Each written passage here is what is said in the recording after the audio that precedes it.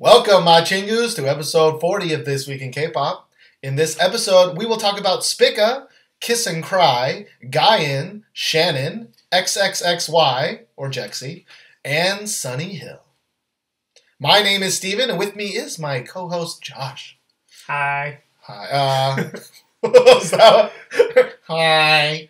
That's my no voice. How's it going? Hi. I don't know why that's my go-to voice for making fun of you. Are you angry? I'm like, you angry? You sip that water. I'm angry.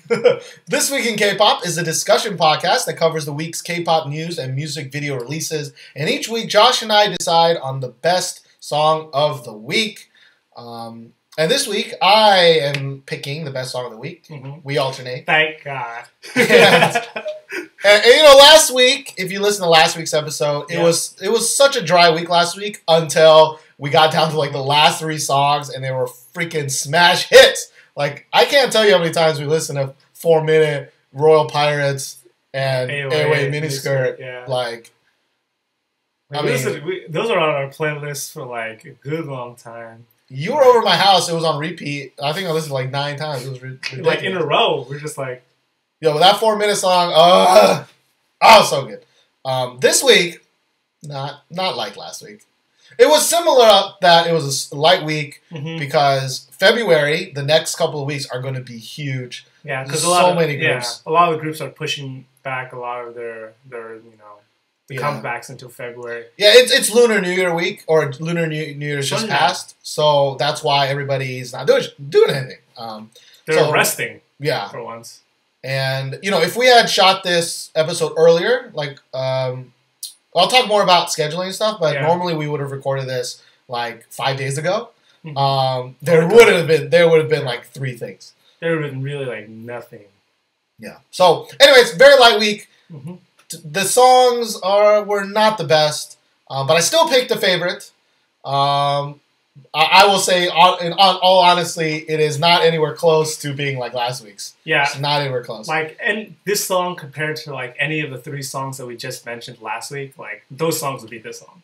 Oh, by 4 times. I'm sorry, just really dry week. But anyways, my song for this week, the best song of the week, is by Spica with their song "You Don't Love Me." You don't love me. Not the missing. No, not Good Girl, Bad Girl. Spica. Now, we did a reaction video to this, but in general, I didn't really know about Spica. I know the name, but none of the songs had any impact on me. And Josh, kind of the opposite. You really, really like Spica. You always wish that they had like a better song, right? Yeah, like, they more breakouts. A better song, because they have maybe about 2 or 3 mediocre songs. I wouldn't say they're like really, really great because they aren't, but like the girls can sing. They're really attractive. Yeah, you always said they can sing really well. And I think this music video really shows that, especially in the first like 10-15 seconds.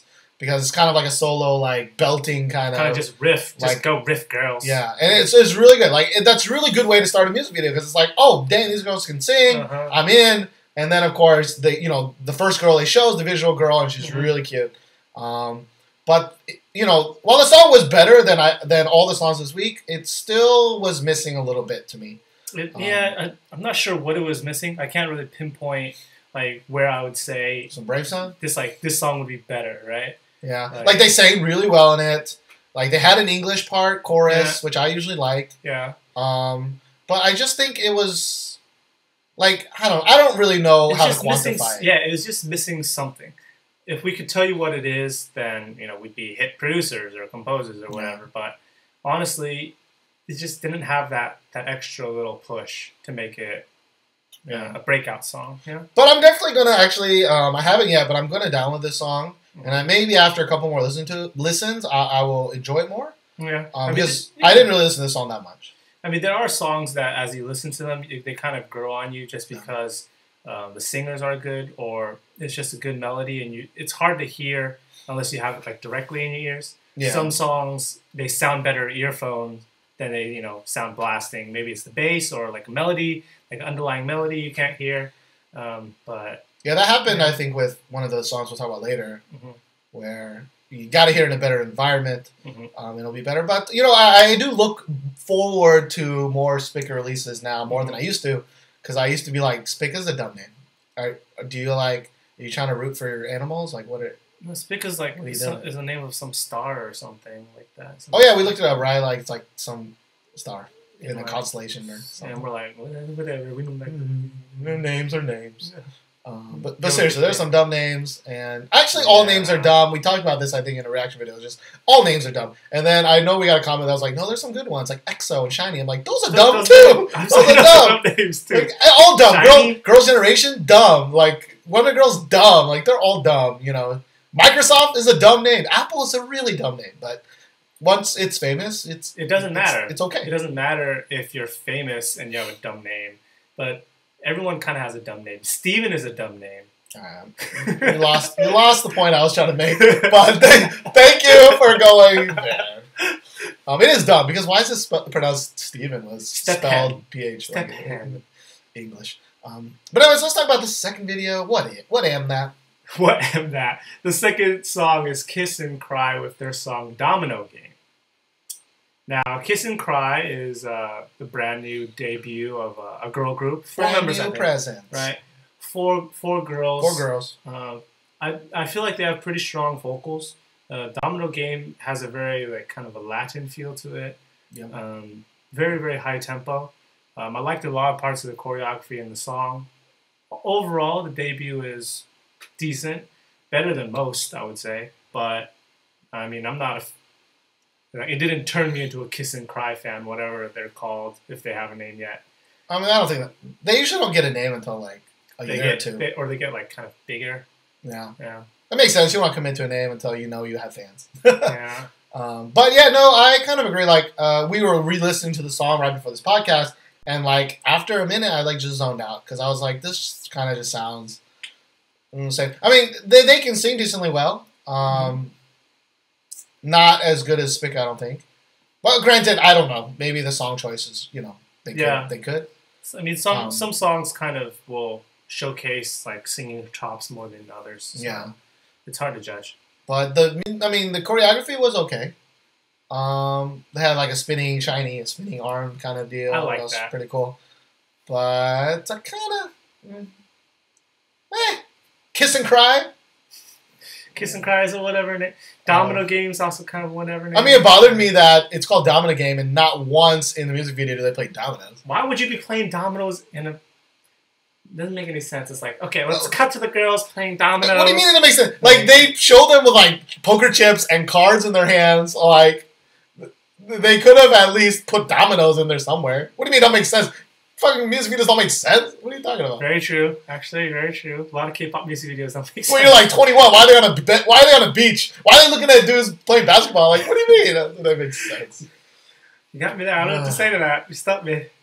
K-pop doesn't make sense. I hate you. Everybody knows that. Well, next time, Kiss&Cry, you know, I'm definitely not excited. Excited's not the right word. You're on our radar. But it's on the radar. Like, when your next single comes out, like, I'll be like, oh, Kiss&Cry. We'll remember then. Like, yeah, let's go look at the video. More so than many other groups that have debuted. Many other groups that we don't even talk about on the podcast because, like, every week there's usually about 10 to 30 music videos that get released. And we don't talk about most people's, yeah. All right, let's talk about the big music video of this week. And that is Gain with her song, Fuck You. Fxxk U. Fxxk U. Now, Gain has, of course, always been kind of the sexy. Not even sexy is not the right word. She's always been the... She's always, like, kind of stood out amongst K-pop as, like, different. Like, something about her is different. Like, she acts really, really, like... sultry or kind of like, you know... I was going to say slutty. I don't know why I held back. Slutty's not the right word also, but I mean, like slutty for K-pop sense. Like, she's always been really in your face with her, like... You know what I'm saying? I don't like the word slutty in general. I'm not going to use that word, but... I was trying to think of a better word, but I can't. She's always really risque.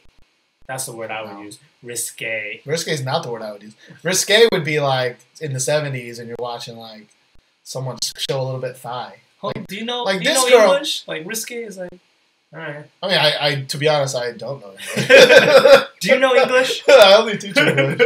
Well, I just don't use risque like for those kind of things. Like when I see a girl like looking a little hoe baggy, like I'm just saying that she's slutty. Like to be honest, like when I see her in videos, I always think she's a little too head on. Like she always seems a little hoe baggy to me. Like I know that's her image. I'm not like hating on her for anything, but. I mean, you can't not hate on someone when you call them a slut, though. I don't mean she sucks dick for money. I just mean like she just looks a little hoe baggy. Like every time I see her, I think she's wearing like an outfit that she's always wearing like really thick eyeliner. That's her look, though. That doesn't matter. That's what a fucking prostitute look like. You can't just be like, that's her look. Like, yeah, that's her look. She looks like kind of slutty. I want to say just like prostitute slutty. I didn't say she was a prostitute. Like when you say like, okay, like that type of like. That's what I said. I said she doesn't look like she's sucking no dick. That's not what I'm saying. For me, Megan Fox, that is something that's like, like she hot, but like sure. Guyan is not Megan Fox status to me. Guyan is just like, okay, you're like a little bit too much before like it got really popular, but it's like, I mean. She might be a little Megan Foxy for me. I'm not saying in general. I'm saying for me. Like when I see her sometimes, I'm like, she looks like she gonna wreck your dick. Like I really think that sometimes. She gonna wreck my dick. Like it's very accentuated to see her in the K-pop world for me. Like if I saw her in America, I'd be like, you're just a 15-year-old girl. Like whatever. But I don't know, whenever I see her on things, like I just watched a video of her like getting up on a table on a talk show and doing a sexy dance, and I'm like, that's weird. Like I don't know. Like whenever I see her in things in Brown Eyed Girl things. Yeah, well, her and Brown Eyed Girls are kind of like the antithesis of like what K-pop was back in the day. Like K-pop, sure. There was a really, really big trend for a while of like being cutesy and aegyo and all of that. And Brown Eyed Girls was like, we go suck your dick. Like, yeah. Really, and I know we're gonna get pooped for me, especially saying that. But you know, this is my podcast. Like, I'm gonna just be real. Like, I just think she doesn't look like somebody I want to be around. And she always gives off this kind of slutty image to me. She. Like, in the faux slutty way. Not the, like I said, not the almost suck your dick way. Like, she's portraying this type of image. Like, we all know, like, these K-pop stars are probably not this way. They're probably, like, sheltered and awkward socially. Yeah, right? Sure. But I'm sure she's not like that. But it's just everything I see her in, whether it's a clip from here or a music video, she's just always acting too sexy for her own good. Like, similarly, it's like Hyuna sometimes. Like, I see Hyuna a lot, and I'm like, you're just too sexy for your own good. That's what I would equate it to. Hyuna and Guyan are kind of like the same for me. Like Hyuna is sexy to that point, or she acts sexy to that point where I'm not attracted to her. Yeah, and I think that's. I also feel the same with Guyan. Like Guyan kind of acts sexy to that point where I'm just like, I'm not down with that. Like I think Guyan does it better than Hyuna because so. Hyuna kind of has like a little girl like cute face. At least to me, like she looks like she could be like bubblegum, but then she'll do like a fucking, twerking in your face, and you're like, all right. Like, well, supposedly Hyuna's like really, really like shy, supposedly, but who knows? I don't know where the fake begins and where the fake ends. Enough talking about Guyan. Let's talk about Guyan's video. That's right. Let's talk about Guyan's video. Now we did, of course, a big reaction to this. And we got a lot of support. We got a lot of support. We thank you for support. But we also got, a little bit of hate, which we expected. And so the music video, if you haven't seen it, you should go watch it because you want to experience kind of this yourself. But the music video is like this, at times straight up, but at times very artistic kind of thing about marital abuse or rape. Or just not really sure. It's kind of, so to summarize what the video is kind of about, there's some scenes where Guyan and this male actor are kind of like embracing and like oh, we have no one else in the world but us two. And there are some times where they're just like spitting each other's faces, like grabbing each other's throats, like really, really abusive kind of relationship traits. And then there's some artistic stuff in there, that, like blood splatter that we don't understand. And it might have to do with, you know, putting your face in a cake.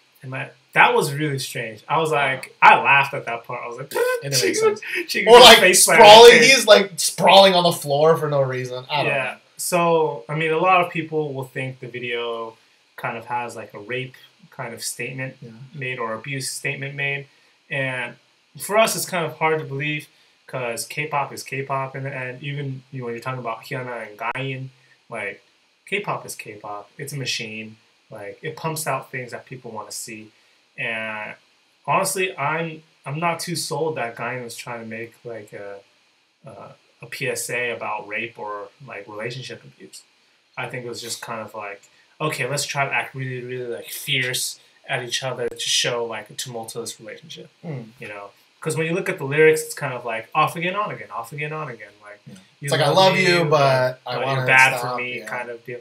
Like we've heard those types of songs, but when you match it with this type of video, it's kind of like, oh, that's I don't know. Yeah, I mean, like the main kind of point is that. Yeah, let's just assume it is what most people think it is, which is a statement on abuse and how bad it is, right? And we're like, we get that. We fully get that. We even said before, I mean, during our reaction, we're like, we get that it's about this, and you know, I guess props for her for doing that. But it all comes down to the fact that I don't want to hear a song or watch a music video about abuse and or rape. I just don't. It doesn't matter if it's K-pop or not. Like. Even if it's rock, rap, nothing. I don't want to watch or do anything like that. And so a lot of people are like, "Oh, you just don't understand. You know, you're not giving her props for doing her thing." And I'm like, "No, she can do her thing. Props all she wants. It don't mean I like it, right?" Like, let's not lie. Like, you gonna like what you're gonna like, right? Sure. People like what they like, and I appreciate someone who's honest about what they say rather than try to sugarcoat things. And we did not like this video. We did not like the song. Like when we listened to it after, actually, it wasn't not bad. It wasn't bad. Like I wouldn't like necessarily put it on my playlist and listen to it all the time.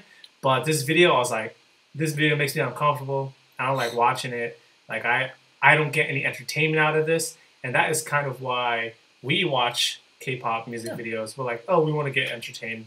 We want to hear something about it, right? Like music, it is an art form, and you're gonna, you can do what you want. Yeah, you can do what you want with it. Doesn't mean we'll have to like it though. Yeah, but let's be real. Me and Steven, we're here to consume like K-pop, and things that we like about K-pop, and we didn't like it. Yeah, my go-to example is like, starving children in Africa is bad. Like that's a horrible issue. We gotta help fix that. I don't want to watch a video about starving children in Africa. And I don't want to hear a song about starving children in Africa. And I think most people would agree on that.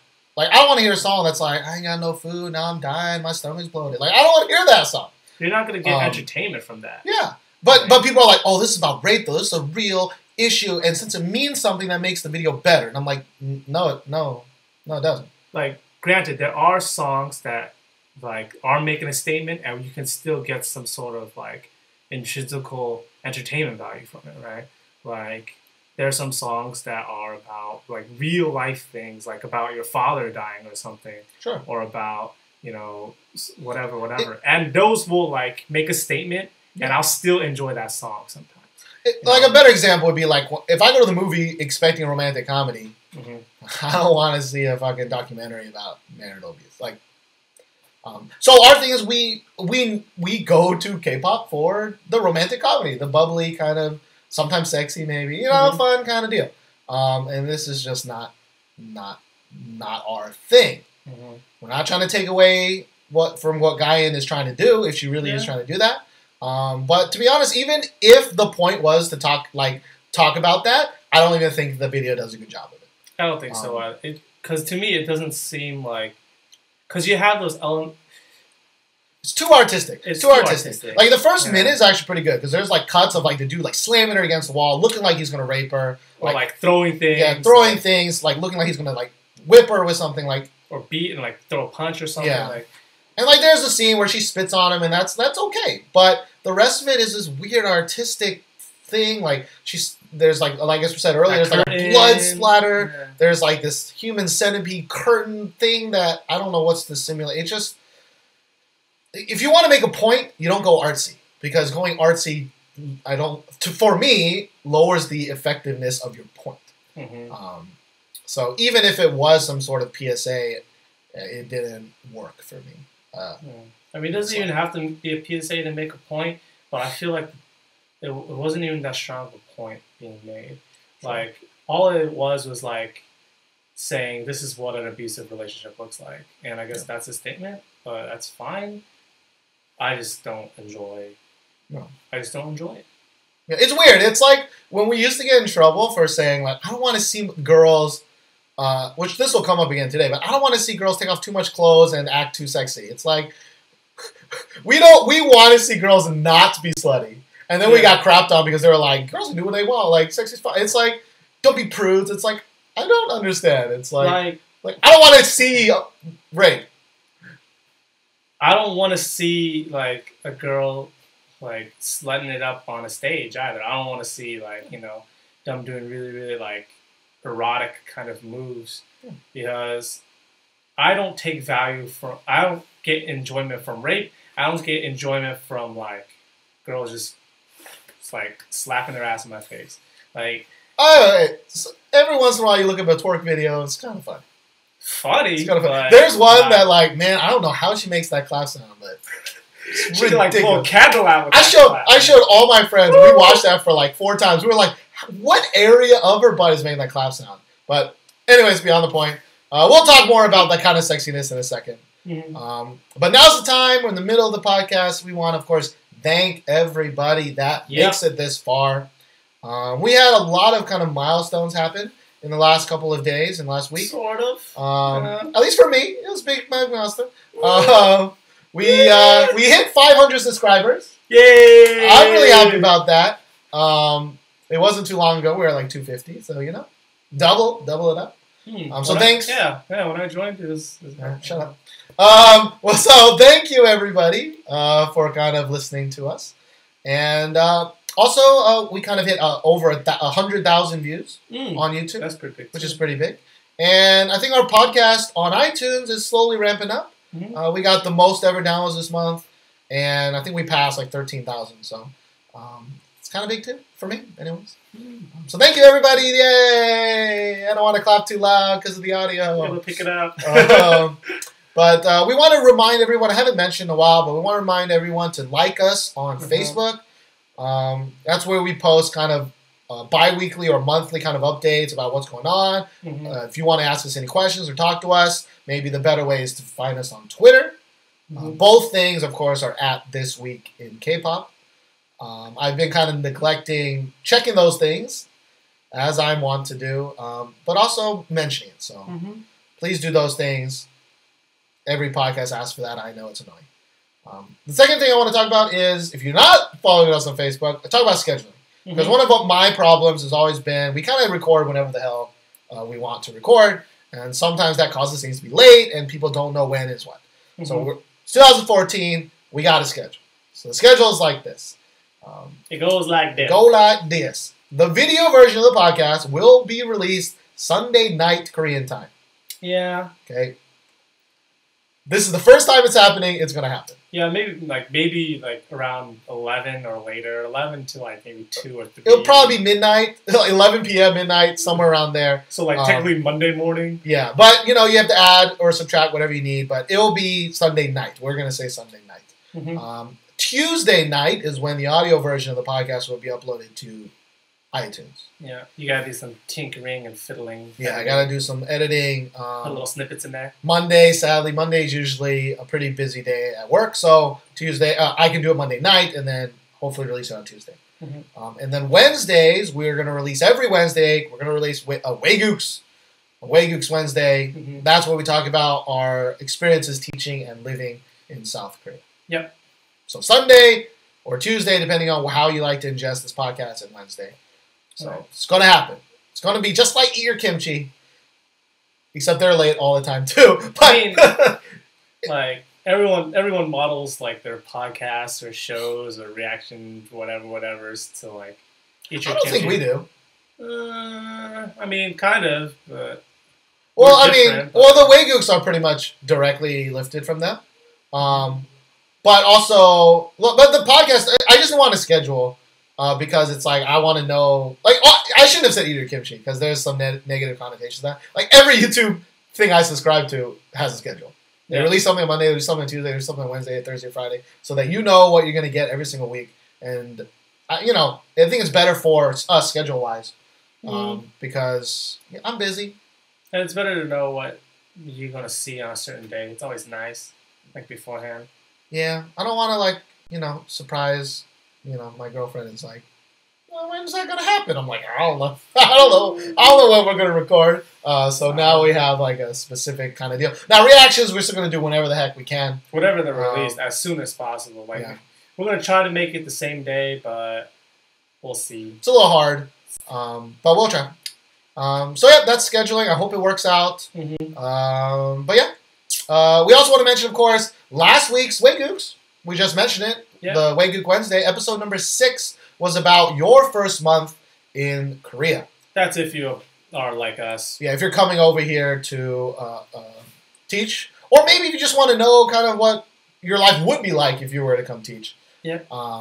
It's pretty good. The week before that, we did Epic Orientation, and Epic is like the program we use to get over here. Yep. So it's really cool. Like it's really interesting, I think, to learn more about what you need in Korea or how crazy Korea is for certain things. And if it's not, then watch it anyways. Yeah. And this Wednesday, because this is Sunday right now, this Wednesday, episode number 7, we've already recorded it. Hey! So now I can give you a preview of what it's going to be. I had a schedule. Yeah, buddy, schedule's working out already. It's going to be about 5 just interesting things about Korea that we've kind of learned and discovered. Yeah, and everyone kind of does that, but hopefully you'll still get something from it. They're like, oh, really? Korea does that? Yeah. Korea does that. Yeah, and we're probably going to do a couple, we already have plans for another one. I don't know what's coming up next. Brainstorming. All right, speaking of brainstorming, let's talk about some news. You talk about the first one. What happened first? So, as many of you know, GOT7 is a new debut boy group from JYP. Girl.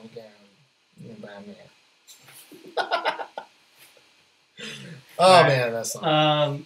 Surprisingly, like 2 or 3 of them got swine flu. Like, what's that about? Like, how do you get swine flu? Yeah, there was like, I remember when you saw the news, it was like, yo, they got swine flu? Like, that's back? I was like, these chicas got swine flu? What is this, like 2010? Like, what is this? No, but like, real talk, like, how do you get swine flu in this day and age? Like, yeah. I think it's still kind of a thing in Asia. It's just not like crazy outbreaks. And apparently it was a thing in the States too. Like some cases of the flu are really severe. Yeah. And like some people die from them. Like usually recently? like old people. Yeah. Apparently no. Like this past year, like some person who was relatively young like died of swine flu. And it was like. Yeah, I remember when swine flu the panic happened. And my whole school was like freaking out. And I remember a couple of my students got swine flu. They were out for like a month. But the real reason we want to talk about this is not about swine flu. It's about how sucky must it be that you finally debuted. You're working hard. Your song's doing really well. You've created a lot of fans. Yeah, a lot of momentum. And you got to take a break because 3 of your members got swine flu. Like, what kind of bad luck? JYP is probably like, mother... fucker, like how I'd be so mad, and it must suck for the dudes that got swine flu because swine flu ain't fun to have. Swine flu ain't fun. The regular flu ain't fun, but to have to kind of like it's not a letdown to your team. It's not your fault, right? And but there's it's nothing you can do about it. Right? It is kind of a momentum killer, a letdown for everybody. Yeah, like you can talk all you want. Well, I mean, GOT7 is like they're good enough to get past this and all that. That's like not the point. The point is, I think GOT7 had a lot of steam, and the swine flu thing kind of curbed them a little bit. But it might work for the benefit, because the break, it wasn't that bad. Like, they're supposed to come back, I think, the 2nd and the 4th, or something like that. Sometime early February. Yeah, so, it's only a couple of weeks. It wasn't like they were gone for a month, 2 months, 3 months.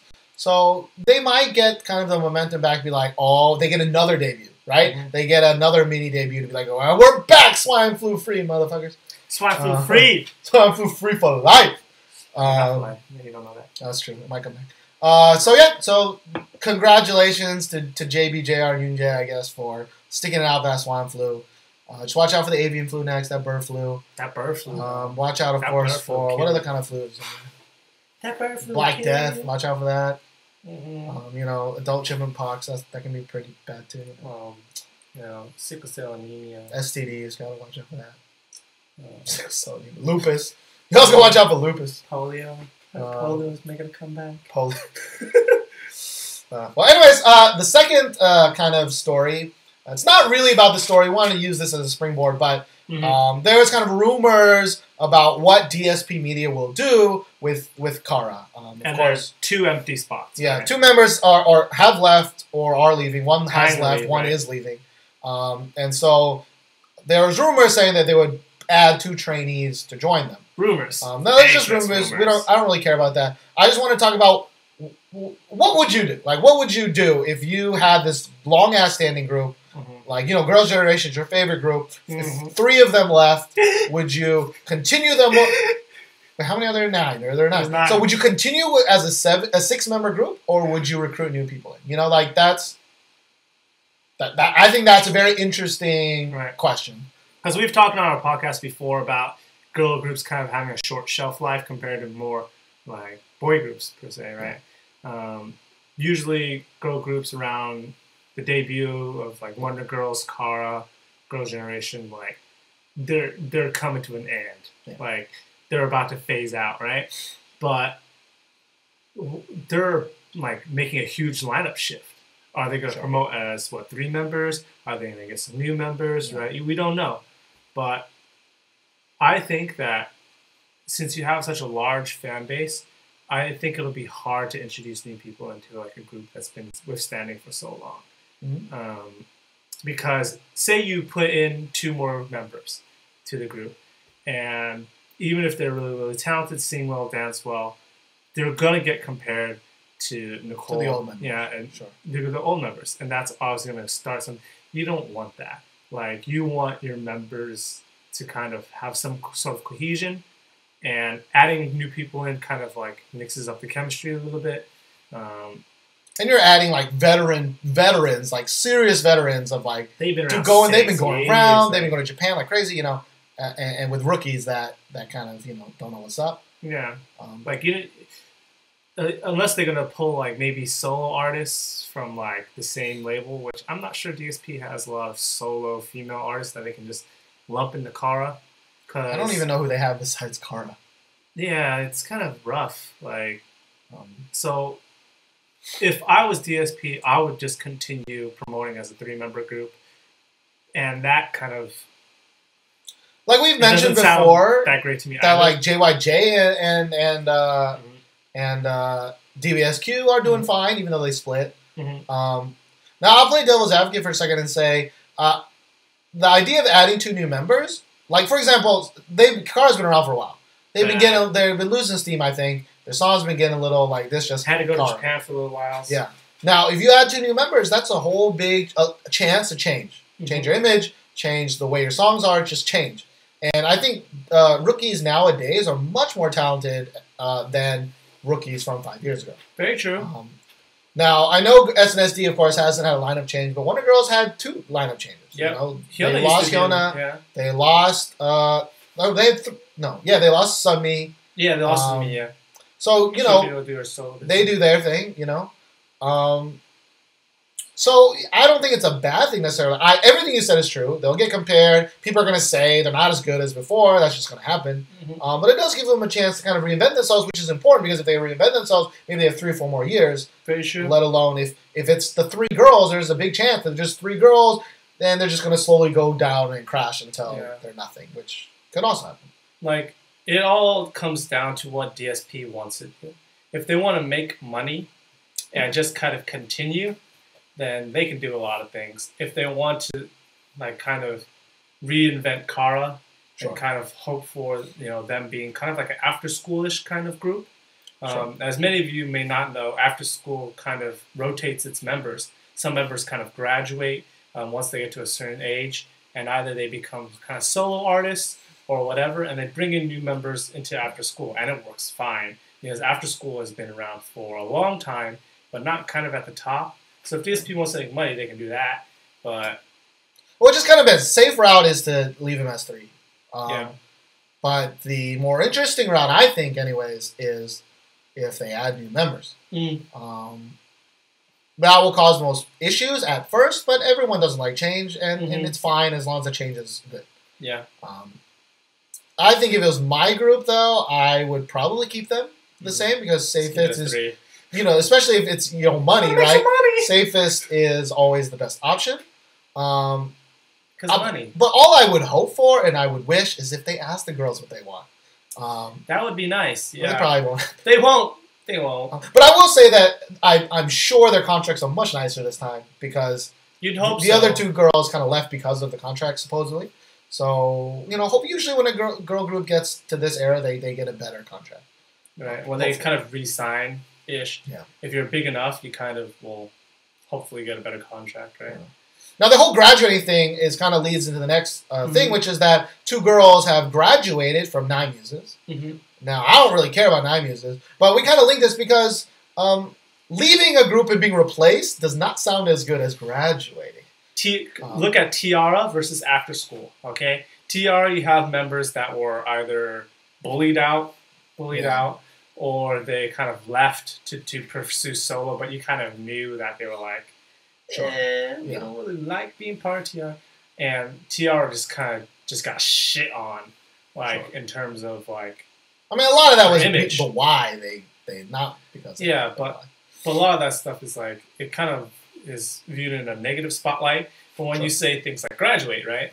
Yeah, you say things like graduate, it's much nicer, and nicer. You're used to it. Like After School does it, many girl groups do it. It's a big thing in Japan. Like I grew up listening to Morning Musume and the new like AK-48B97, whatever. AK-47-85.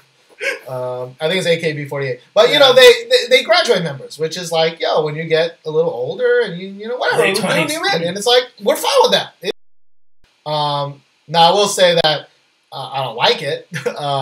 I didn't like when they graduated a bunch of the members I liked and from Morning Musume, and they replaced it with like some young chingus, and I'm like, who the fuck are you? And you look like fucking 12 years old. I'm too old to like you chingus. Yeah, I'm too old for that. But it keeps you fresh for kind of the new generation, and Morning Musume has been around for a while. That's what money is. It's true. So, it's kind of interesting to me that just framing is important. Framing, you pay people millions of dollars to learn how to frame things correctly. They're called publicists. PR. And they do a pretty good job. I don't think they, if they just said, Kara, we're going to graduate them, it might be a little too long in the cycle of Kara for people to buy that. But maybe if they worded it better, it'd be fine. Yeah, I mean, Kara didn't take such a big shit dive as like Tiara did. Sure. Because a lot of people in Kara just kind of like worried about Kara's future. Like they just legitimately will like Kara and kind of wish for something good to happen to them. But Tiara is like, they have a lot of antis, but they have a lot of supporters. Sure. But definitely more antis were made after like people left the group, right? Yeah. So, and even saying like, oh, this member is going solo, like it does look worse than like graduating, right? Yeah. Because when you say graduating, it's like, okay, yeah, they're like they finished. They finished. They've done their duty. Like they've done a lot to make the group strong, and they'll still be part of our family, obviously. But they're probably gonna like pursue some solo thing, maybe acting, right? Sure. Like you kind of assume that, but it's like, oh, graduating. Okay, graduating is nice. Yeah. Graduating is always happy. Graduating is always a happy thing. But right? when you say pursue a solo career, it's like, oh, they're selfish. Like, why do they leave the group? Yeah, or something happened. But yeah, that was all rumors. But they said for the first half of the year, Kara is gonna. They're all gonna focus on solo activities, anyways. So we'll find out in like 6 or 8 months what's going down. I'll probably forget halfway through, but I'm pretty interested to know what they're gonna do. Yeah, we'll have to see. Because it's gonna happen in Girls' Generation. Like 3 or 4 of them are going to move away. Like that's going to happen. I mean, a lot of them already like dibble dabble in a lot of things. Like Yuna has been acting in dramas since like Love Rain, like even before that, maybe even. But a lot of them do CF deals. A lot of them like want to act, things like that. Musicals. Yeah. Soyeon's in a musical right now. Like Jessica was in a musical. You don't know because they can do a lot of things. Yeah. So we'll see. It's gonna happen. Watch out. I hope not. Yeah. But let's be real, it's gonna happen. They're gonna split up somehow. Sure. Hopefully on good terms. Hopefully graduating. I know you don't want new members to come in, right? Hell to no one new members to come in. All right, let's talk about the last story. Ties into kind of something we've talked about for a long time, which is that recently there's a big old, the sexy concept has been around for a while, but there's a big old punch of it because Girls' Day, Dalshabet, AOA, and Rainbow Blacks, all four of them were on the same music show at the same time. Sexy. They all have sexy concepts. Now, KBS was one of the first ones to kind of give a official statement about this, but they are forcing all four of those groups to change their choreography and change their outfits. Either too provocative or kind of like too revealing. Yeah. Right? And they're just like, they flat out said, we are going to cut down on all these sexy concepts. We think it's too much for our viewers. We don't want to see this. Well, I can understand why they're doing that because people who watch like the music show kind of, they don't really have a age kind of rating. Maybe it's like 12 or 13 or something like that. You don't want like 12-year-olds watching like really, really provocative moves. But in my head, like, yeah, their choreography is like very sexy or their outfits are sexy. But I've seen just the same amount of like revealing like kind of outfits or like provocative moves before, namely Hyuna, right? Sure. And I really think the reason why they're trying to curb it is because they're all coming out at once, and there's just going to be like this is sexy music show. Yeah, a lot of people are like, oh, but they let Troublemaker through, they let blah blah blah through, and it's like, well, that's not the point. The point is that four groups came out at the same time doing this, and they finally were like, yo, this is a little too much. It's a little too much when 30 minutes of our broadcast is filled with girls revealing parts of their clothes. Now, also, I actually really agree on this.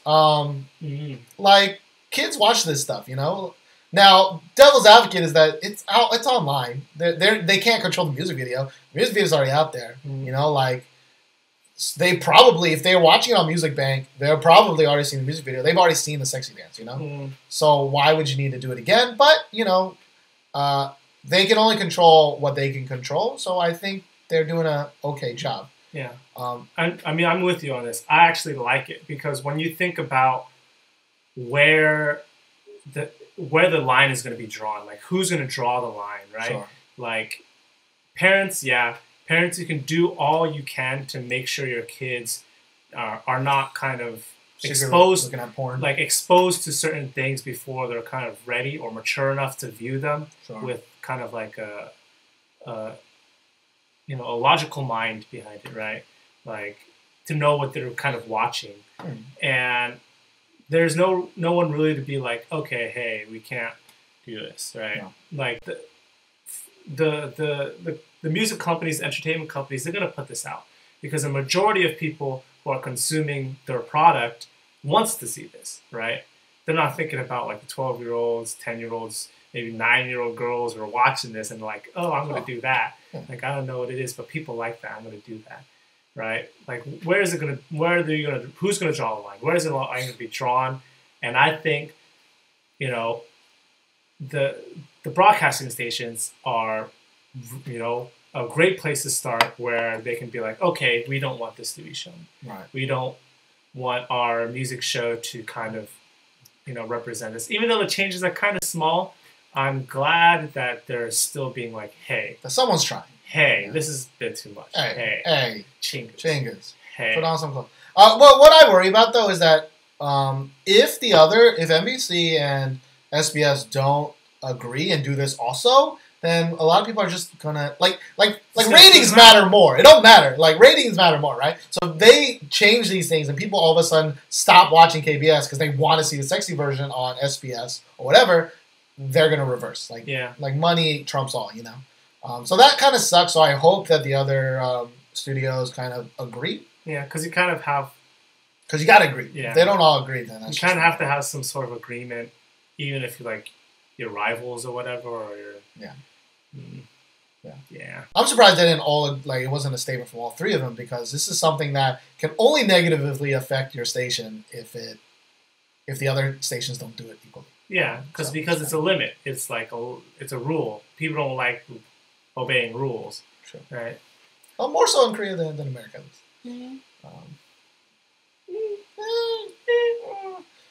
Whatever. All right, so let's get back to music videos. Man, it's been a long time since we talked about music videos.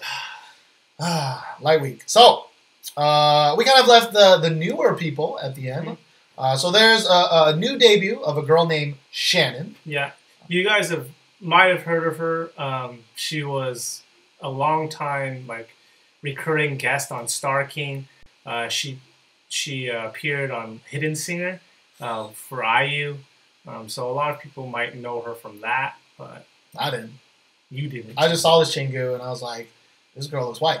But anyways, you interrupted me. The song is by Shannon, and the song is called Remember You. Now, this song is featuring Jongkook from, I think, Speed. Who knows? But some group that we don't follow. Yeah, but we watched a lot of Shannon stuff because I didn't know who she is. And, I mean, in the comments, they were like, this girl's Ailey plus Hyorin plus IU. Other like, good singer. Other amazing singers. And, you know, she's a really good singer. I wouldn't say she's, like, all of them plus together. Like, I don't think she's a Hyorin. That's kind of pushing it. Like, maybe IU, because even though I think IU is a really great singer, I think she's not as good as Ailey and Hyorin. Just a different type of singer. Agree to disagree. I don't think so. She's a great singer. She's an amazing singer. I just think Ailey and Hyorin are better. Yeah, I don't agree, but that's why we have this podcast. I can't, like, my brain doesn't understand that. Like, because to me, like, Ailey and Hyorin kind of have a distinctive type of voice. That really belty kind of, like, style. And IU's not really the belty kind of style. She's kind of like hit those high notes kind of style. Yeah, but you're right. But in my head, belty style is harder than IU. It's not about what's harder. Like, what do you mean it's not about what's harder? It's like you're better if you can do the harder things. I mean, that's what better means. A hard thing is to put emotion into your singing, right? And just I don't think Hyorin does that better than that. No, but I'm just saying, like objectively, like, just because you can't hit a higher note doesn't mean that you aren't better at putting more feeling into your song, or, you know, doing that, whatever. Like, so, I think IU hits higher notes, but I don't think she puts as much emotion in her songs as Hyorin. Okay, well, I'll take that, but I still think IU's, like, probably up there. I think I've seen a lot of IU live performances. And I think I've seen her not hit her own 3-note thing that much. I know that's a hard thing to do. I'm not trying to take away from her. I really not. Because I've seen her hit that shit. I got a pillow. We went to her concert. Like, she was really, really good. I just think that she's just not as good as the other two. Now, granted, I haven't seen them in concert. So, fuck if I know. Maybe they fuck up all the time. This is besides the point. We're talking about Shannon, who's a 15-year-old girl, half Korean, half something white. From England. English. Something. But she has a pretty good voice. And this song is like a ballad with the beats, got an orchestral background, which is really nice. The music video is kind of one of those behind the scenes. They're recording together. Kind of for show. It's kind of for fun. Oh, there's cute. And, you know, she's a really cute girl. And so I look forward to more from her. I think the song's a little, like, tame, a little, like, generic-y. I don't know. She kind of hits some, like, pretty good riffs in there, some pretty good notes. Yeah. Yeah. I mean, she was really good. Like you said, we watched a clip from Hidden Singer where, you know, I didn't know, but apparently the whole thing is, like, they have 5 unknown girls. They all sing, like, an IU song. One of those 5 is actually IU. And the audience has to guess which one's the real IU. And they reveal it, and they go round by round and round until there's, like, 3 of them left. Yeah. And then, yeah. And I think they chose Shannon as more IU than actual IU. A lot of people did. A lot of people did. So, you know, whatever. But I kind of, you know, I've said this before, but I like duets. I like Disney duets. You know, like, I like duets that play through each other. Like, I like musical duets. Because kind of like back and Disney forth, movies are musicals. like Yeah. singing at each other. Back and forth, singing each other. And I never really just understood the idea of a duet where it's just like you sing, you sing, you sing, you sing. Like, I don't really like that much. Unless it's a rapper and a singer, because I really like that. And this is kind of one of those songs where they kind of are like, they're in the same room with each other, but not really singing playing together. off each other. They're kind of just like... Until the end. I think there's a little part in the end where they do that. But I am happy I discovered her. Because I had no idea who she was, and I'm like, man, she's a really good solo singer. I look forward to her kind of growing up and maturing, and hopefully, doing more interesting things. But honestly, she's got to have a Korean name. Why not use a Korean name? Because this is like decided to separate her. It's like, like. Well, I mean, she's always going to be like a half Korean person, but I think she'd be more appealing if she had a Korean name. Yeah.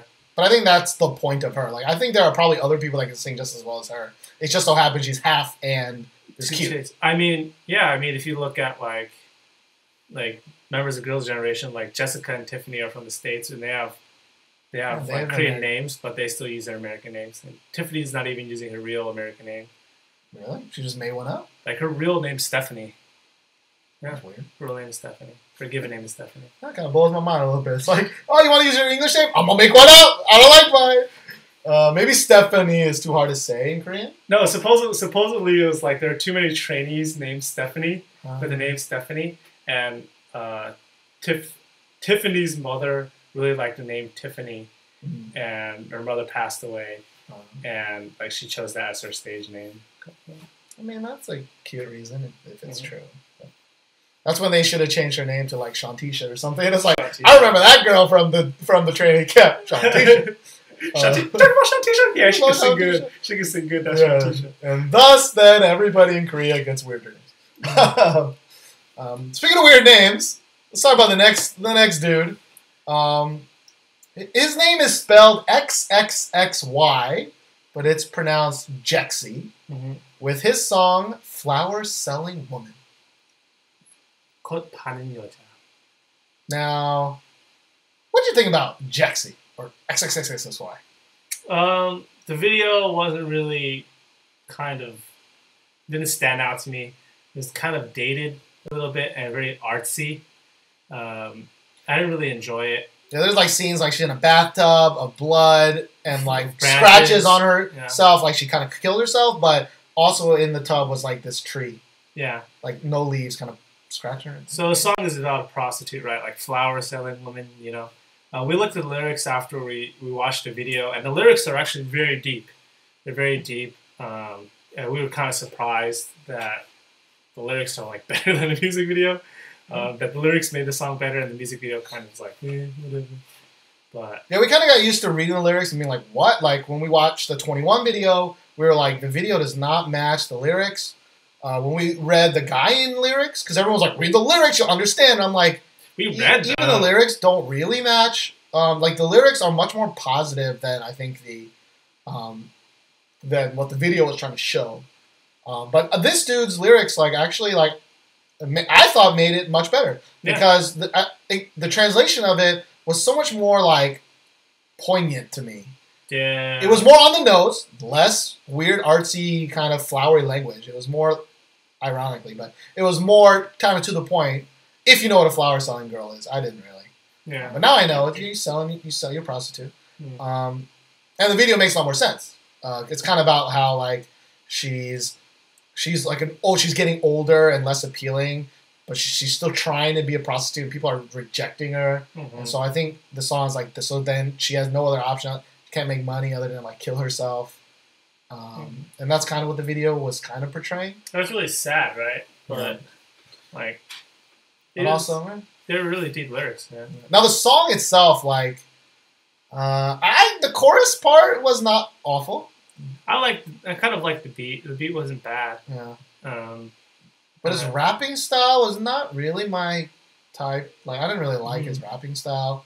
And, with rap, even the rap that I like Sonny and Verbal Gent, whatever, like, I don't know what they're saying. I just kind of enjoy the rhythm of what they're saying. The delivery, how they kind of form their syllables. Yeah. and diphthongs and stuff like that. So like Gary and Lisa, I don't really like their delivery. And this guy kind of didn't really Mad like Clown, his delivery. You don't like Mad Clown either. Yeah, Mad Clown.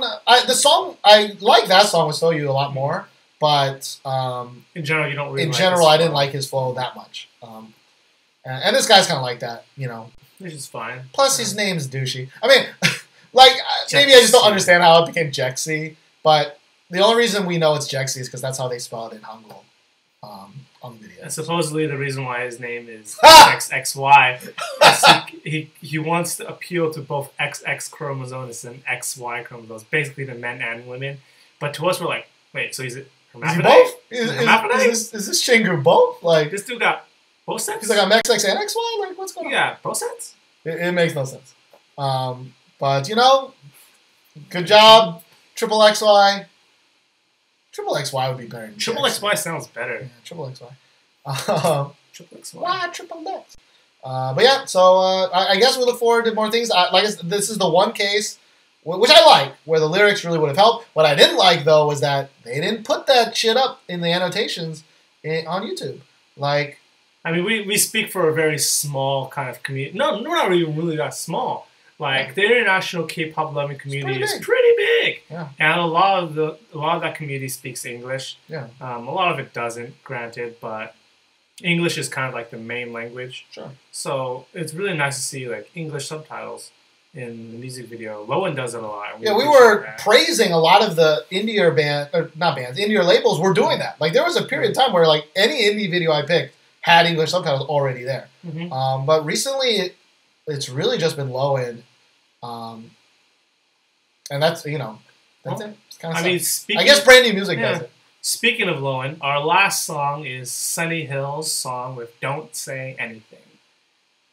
Now, in Texas, don't say nothing. Don't be saying nothing. Don't say nothing.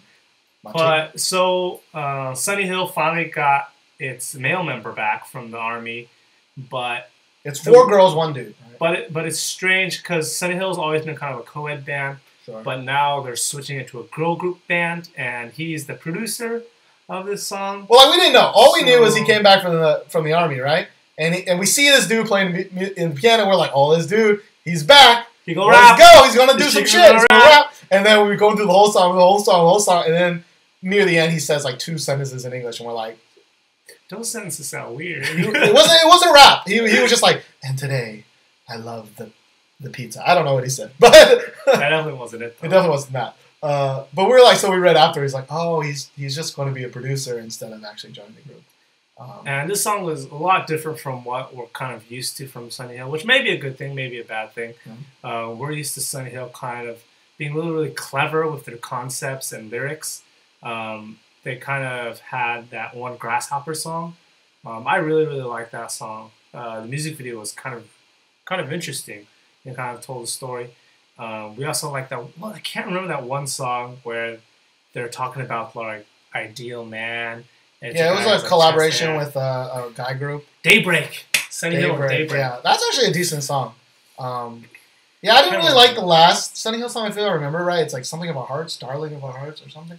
Can't remember. Is that Sunny Hill? Yeah. But anyways, this song is more of a kind of a ballad, and it wasn't awful. Like I didn't mind it. It wasn't anything too amazing about it. We did like the chorus though. Once the chorus hit, we're like, oh, this chorus is pretty good. True. But it really didn't match like the verses. Like the verses and the chorus, even though the song kind of seems similar, it was probably in the same key, which it always is. You just kind of, they just sound like from 2 different songs. Yeah, the chorus was a lot more poppy.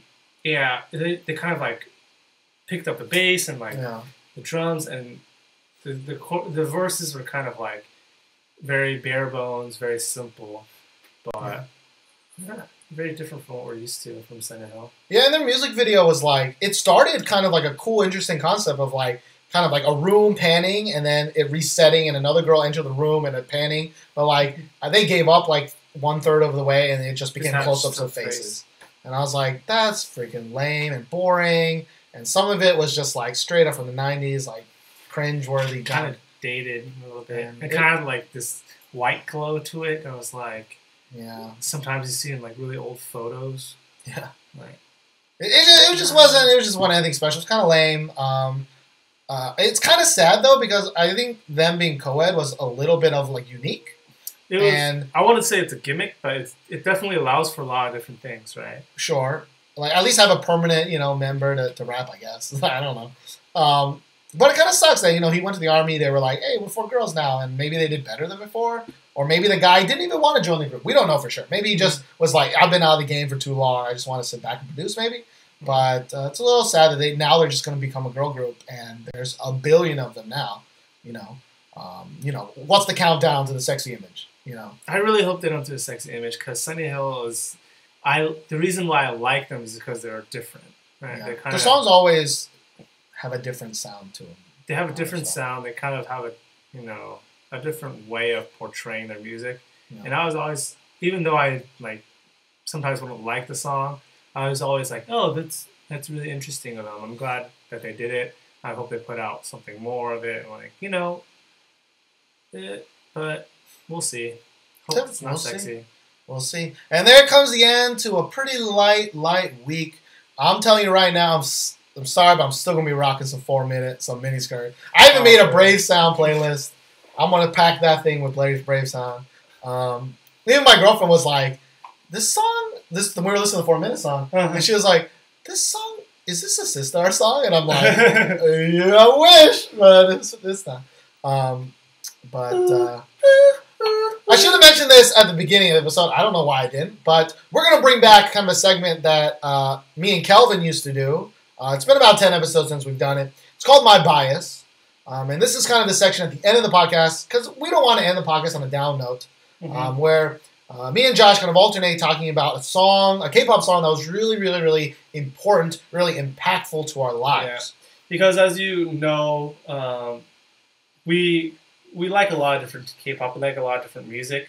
A lot of people have a certain song or album or artist that defines a certain period in their life, right? Sure. And this is kind of what it is, right? Yeah. Like my bias is like, okay, well, there's this one period of my life where this song was like my theme song. Was like my theme song. Yeah. It might not have anything to do with it, but it's just during that time that this song was really, really important, or you really like that song, right? Something that warms our heart. Something we just want to have something good. Maybe you've heard this song. You probably have heard this song, but there are many of kind of my bias that I picked that just was random and that just meant a lot to me. So Josh is new.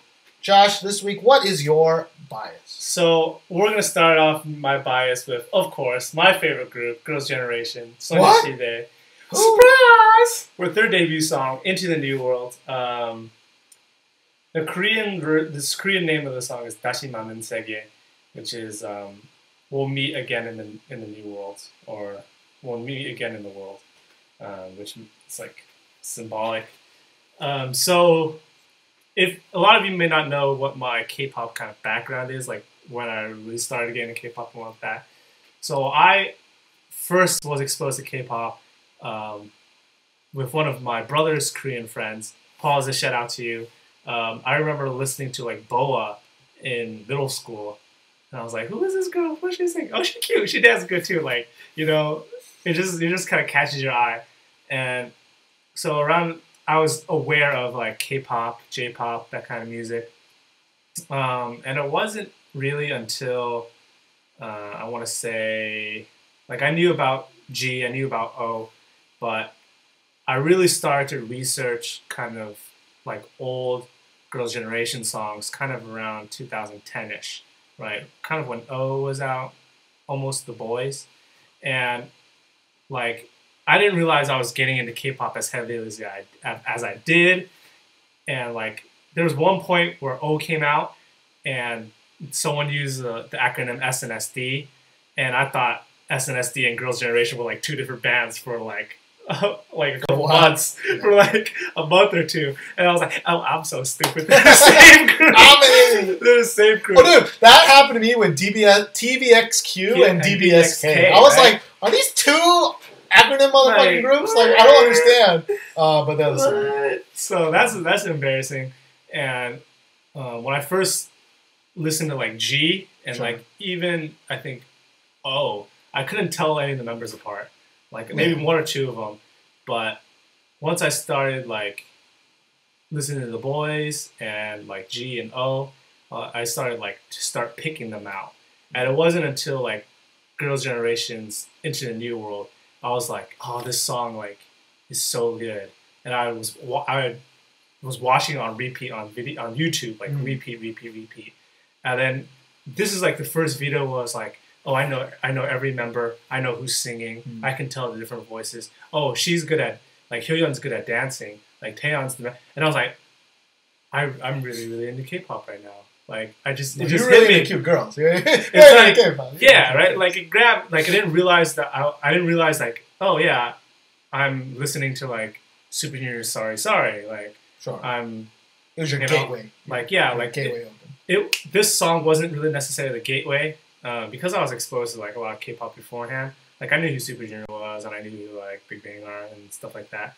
But then around like 2010, late 2010, I was like, I'm really getting into K-pop. Like for some reason, like this song was the signal that was like, you are a K-pop lover now. Like you're following. You have a bias. You have a bias. You can tell everyone apart. You can tell the voices apart. You know all their songs, even their debut song. And I was like, I know that this is their debut song. And I was like, and now you know their birthdays. You know their dogs' names. Your whole bedroom is filled with posters of them. Yes, like this Chingu knows everything about them. So yeah, this song was the song that kind of told me, hey, you're kind of addicted to K-pop now. Sorry. You know, I thought it was kind of interesting because when you picked Into the New World, I was like, oh, that makes sense. Like, it's your favorite band. This is their debut song. You must have started from the beginning. No, but it wasn't until like 10 minutes into talking to you, I was like, I'm fucking confused. Like, why are you talking about O and G? And you're like, oh, you actually listened to those songs first and then decided to go back to the very first song, which is pretty different than G and O and stuff. And that was the song that you picked as your ultimate like SNSD song. Yeah, because I mean, G, O, and like the boys, like those songs were so like. And like Genie was in there. Like so, yeah. I like those songs. Like I heard of, right? Like they're really big songs, and I was like, oh, these are really catchy songs, but I didn't really like pay attention to the group, you know. Like you'll hear a good song from a group, and you'll be like, oh, this song is good. Like say AOA's Miniskirt, right? Sure. We like AOA Miniskirt. It's a good song, but hell if I know any of those Chingu's names. Hell, if I could even tell some of them apart, right? But to be fair, I don't even know all the Girls' Generation's members' names. Exactly, right? So, but you're not a Girls' Generation fan. It's true. And also, 9's too many. Right? But you know Wonder Girls. You know Wonder Girls. You know every member of Wonder Girls. I don't know birthdays. Right? I don't know if they got dogs, and my room ain't filled with them. But that might be a little bit too much. Yeah. But I don't go to Reddit. You fucking Wonder Girls Reddit. I don't go to special forums and shit. Actually, I did. That's a lie. I didn't go to hater because I used to download every performance that they did. So I would have like 13, like January 1st version of this song, January 2nd version of this song, January 3rd version, and it's 3 of each because they perform on all 3. Like Music Core, Music Bank, and MYBIAS. But this song was the song when I listened to it. This is the song where I'm like, okay, this is the song where I got into K-pop. This is the song that drew me into K-pop. You went from enjoying it to obsessed. Yeah. Like, this is a song where I knew that I was a K-pop lover. Yeah. I think mine, I've talked about it before on MYBIAS, but that was 20, episodes ago maybe. You're a new listener.